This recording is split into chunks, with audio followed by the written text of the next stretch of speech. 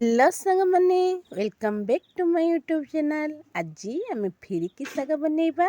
देखंतु मुझे आम बाड़ी रे हेथिबा किछि फिरिकी साग को काटी नउछि। साग प्रस्तुत करिबा पई मुझे गोटे बैगण नहीं जाइछि, गोटे आलू, किछि कंचा लंका, टमाटो आ बड़ी।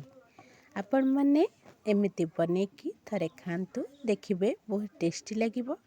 एई सागटा जेहेतु टिके पितालिया लगे तेणु मुझे आलू बैगण पकईछि, जहाँफल तार पिता अंशटा कटिଯିବ। एबे आमर सबुतक परिबा कटाकटी सरी जाइछि। मुझे कड़े गरम करिकी सेथिरे काटिकी रखिथिबा सबुतक परिबा को छाणिकी पकई नउछि। किछि हळदी गुंड आ किछि लूण मध्य पकई नबा।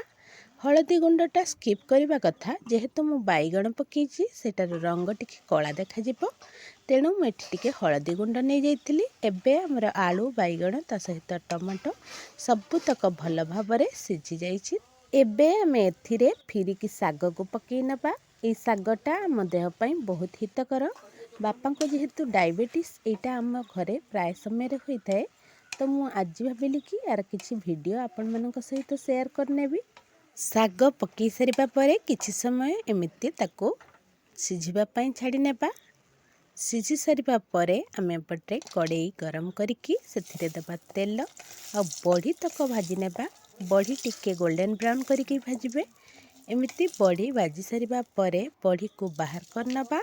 आ सेही तेल रे आमे पकेइबा पंच फुटण पकई सारिबा परे आमे काटिकी रखिथिबा लंका आउ रसुण र छेचा को देई नबा। एमिति रसुण आ लंका टिके भाजी ही आसले आमे छेचिकी रखिथिबा बड़ी को पकई नबा। बड़ी जेतेबेले छेचुचंती टिके दरदरा करिकी छेचिबे, तार स्वादटा बहुत भल आसीबो। एबे आमे सिझेकी रखिथिबा साग को पकई नबा। एमिति साग पकई सारिबा परे ताकि किछि समय गोळेई नबा। बेसी समय गोळेइबानी, नहेले तार बड़ीटा जो पकईचंती आमे सेटा नरम हो जिवो। बड़ीटा जते टाण रहिबो सागर स्वाद सेते भल आसीबो। तो आमर एठी बनिकी रेडी हो गला फिरिकी साग। आपण मानकू आम वीडियोटी केमिति लागिला निहाती कमेंट सेक्शन में जणांतु। रहिली।